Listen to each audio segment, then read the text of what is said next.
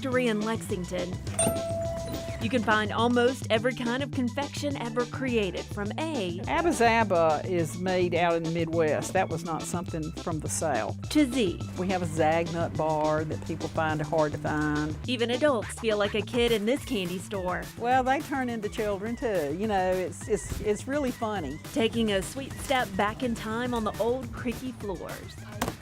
But this is the original 1890 floor, so they built things well. Jeannie Leonard and her sister Lee are the third generation to make and sell candy in Lexington.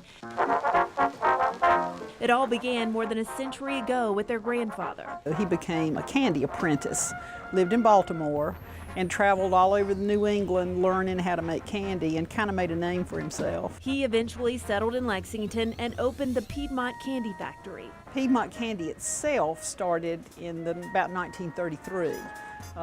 We go back to 1890 with our candy heritage. Jeannie's dad took over and added the candy store on Main Street in the 1970s.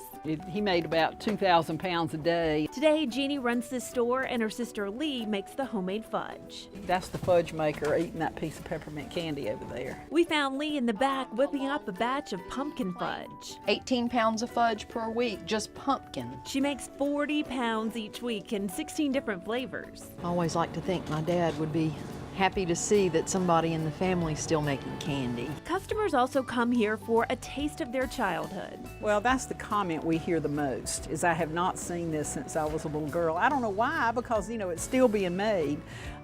Mary Jane's, caramel creams, the little wax bottles, nickel nips, wax lips. And of course, the peppermint still made at the factory down the street.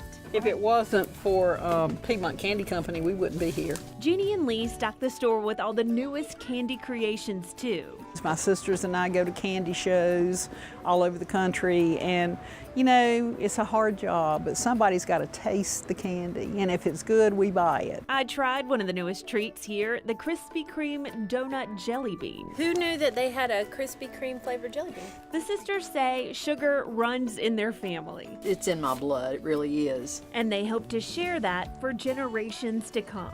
None of us have children that are either old enough or interested in taking it over, so we certainly don't want it to go away. So we're hoping that it'll be passed on to somebody. It's kind of a fixture here in downtown Lexington now, so I think it'll still be here. I might not be here, but somebody will be here.